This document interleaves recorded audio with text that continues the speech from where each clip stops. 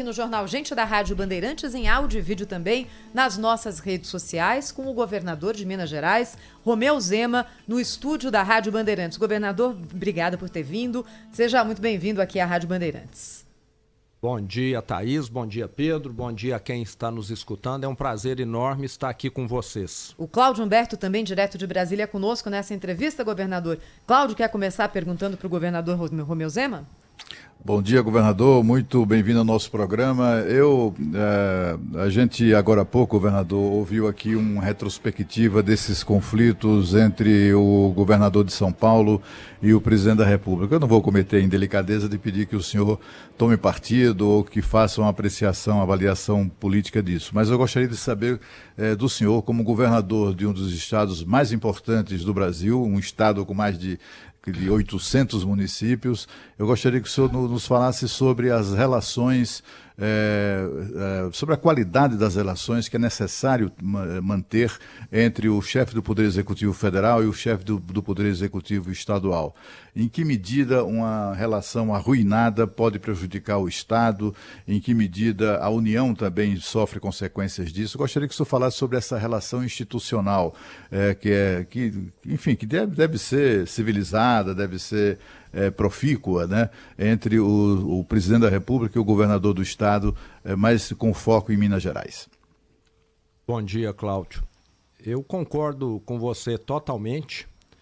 Infelizmente, acaba se dando publicidade a assuntos que deveriam ser tratados internamente. O presidente e o governador de São Paulo têm divergências de opiniões, o que é muito salutar até numa democracia, mas isso não deveria ser tratado na frente das câmaras de TV, na frente dos meios de comunicação. Eu sempre fui adepto de se assentar, de discutir.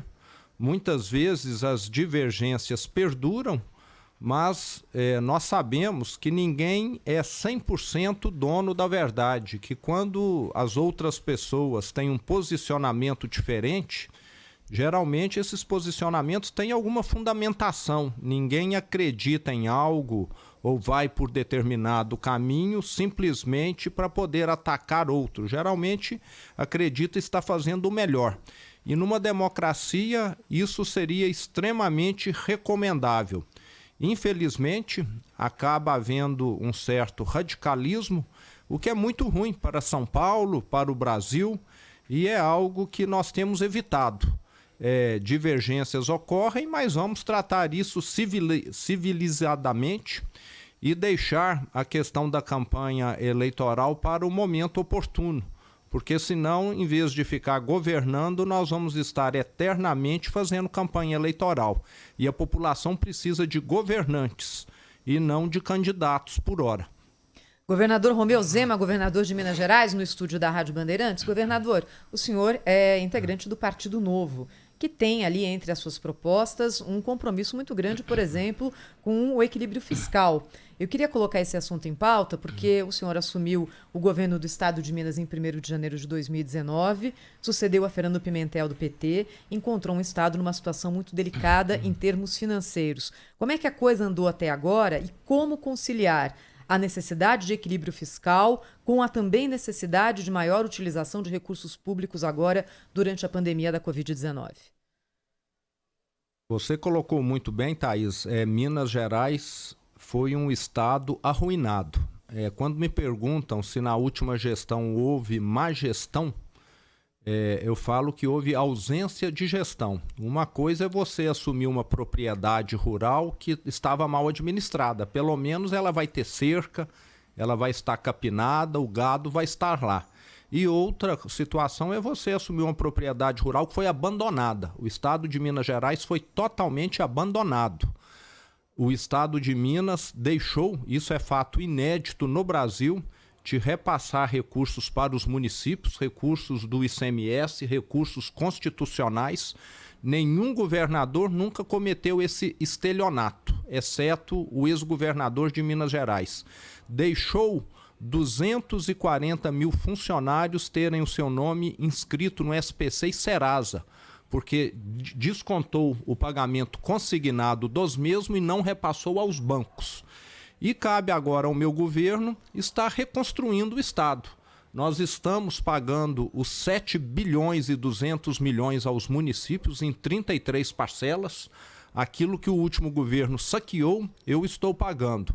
Já pagamos os bancos com relação ao consignado dos funcionários para que os mesmos voltem a ter condição de pedir um empréstimo consignado novamente, operação que havia sido suspensa. E o meu governo tem sido muito pautado nessa questão da reconstrução do que foi destruído. E agora, completando 2 anos de governo, nós já começamos a fazer alguma coisa de concreto. Apesar de todas as dificuldades, para quem acompanha, Minas Gerais é o estado que tem a menor taxa de óbito na pandemia do Brasil, o que demonstra que não é só com dinheiro que se faz boa gestão, é com ações, principalmente com gente qualificada, com comprometimento. Os índices nossos de segurança são os melhores da década, apesar de não contratarmos mais quadro para as forças de segurança. A nossa educação também avançou, tivemos as melhores notas no ensino médio, tanto em português quanto em matemática.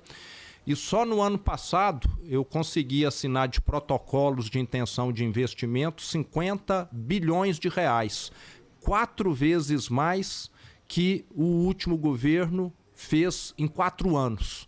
Então é algo excepcional, nós estamos dando segurança para o investidor.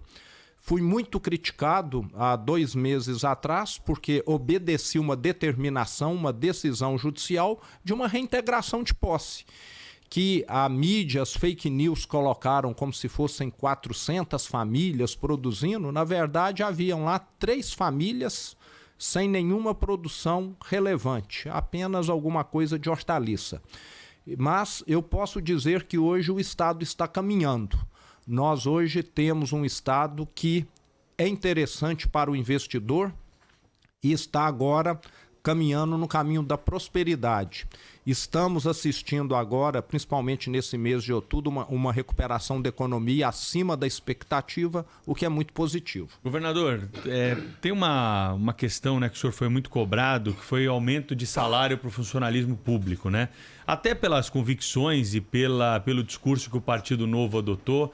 Foi um choque de realidade chegar ao comando de um Estado importante? O senhor sentiu a pressão do funcionalismo público? Por que houve esse aumento de salário em um momento de tanta dificuldade financeira?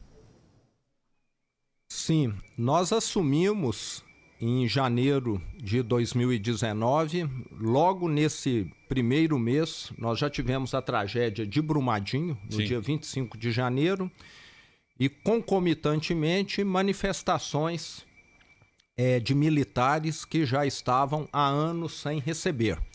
Mas o que era solicitado era um reajuste de 43%, e nós acabamos encerrando a questão com um reajuste que foi concedido 1 ano e meio após esse início das negociações, de 13%.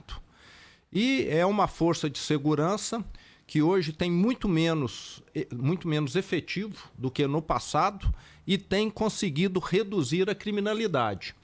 Eu sou até da teoria de que no setor público nós deveríamos pagar por eficiência, que aí nós teríamos condição de realmente pagar bem para quem está desempenhando bem o seu trabalho, está melhorando a produtividade. E posso dizer que no caso da Polícia de Minas Gerais isso aconteceu. Agora você pagar só por pressão, aí já não é o adequado, não. O governador de Minas Gerais, Romeu Zema, no estúdio com a gente na Rádio Bandeirantes. Na sequência, a gente vai falar sobre eleições municipais 2020, o Partido Novo, entender como o governador está vendo o quadro eleitoral. Rede Bandeirantes de Rádio.